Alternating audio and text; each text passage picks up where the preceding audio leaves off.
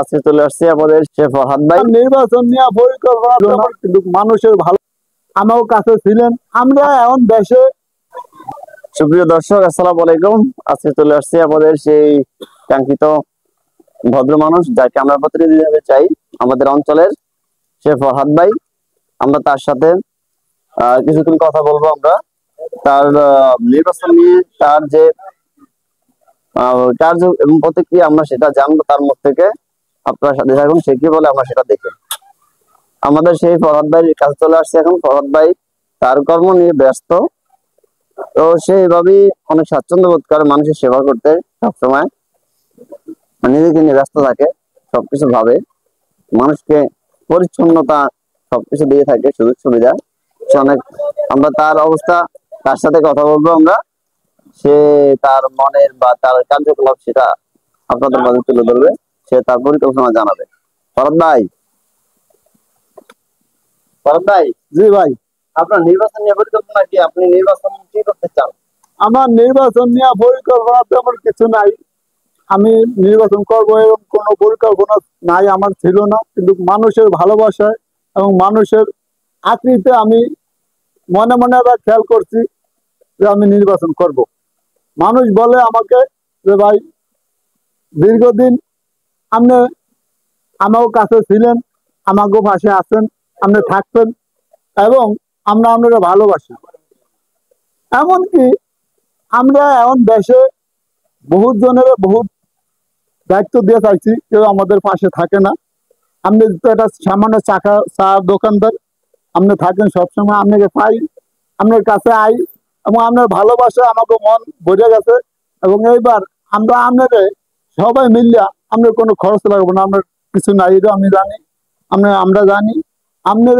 এবং আমরা সবাই মিলিয়া এবার আপনি রাতে ইলেকশন করবেন, আপনি ইলেকশন করবেন, আপনি কথা দেন। এবং আপনি যদি কথা দেন তাহলে আমরা সবাই কার্যক্রম আরম্ভ করবো। তো আমি এখনো কারো কথা দেই নাই, কারণ হলো আমার অর্থনীতি দুর্বল, আমি সামান্য চায়ের দোকানদার। আমার এত বড় স্বপ্ন দেখা ঠিক হবে না। যদি মানুষ বলে যে আমার পাশে থাকে, তাহলে ইনশাল্লাহ আমি চেষ্টা করব। যেহেতু সামনে সুস্থ একটা নির্বাচন আছে এবং সফল একটা নির্বাচন হবে, ইনশাল্লাহ আমি চেষ্টা করব, যদি মানুষ আমাকে ভালোবাসে এবং মানুষ আমার সবসময় পাশে থাকে। ভাই, আপনি কি গণঅধিকার পরিষদ থেকে কি আপনি চাচ্ছেন এরকম নির্বাচন করতে, নাকি স্বতন্ত্র থেকে?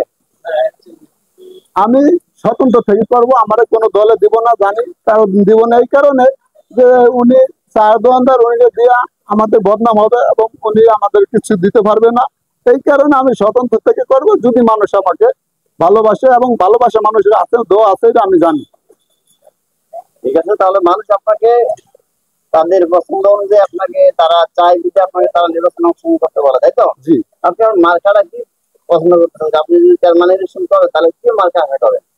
আমি মার্কা আশা করি এখন, কারণ হলো মানুষ সবসময় জানি যে আমি নয়, কারণ হলো এটা প্রতীক আমি নিব, যেটা মানুষের মুখে সবসময় থাকে এবং মানুষ সবসময় চিনে জানে শোনে, এরকম একটা প্রতীক আমি নিব। আর মানে কি এটা মানে কি কি মার্কা হতে পারে?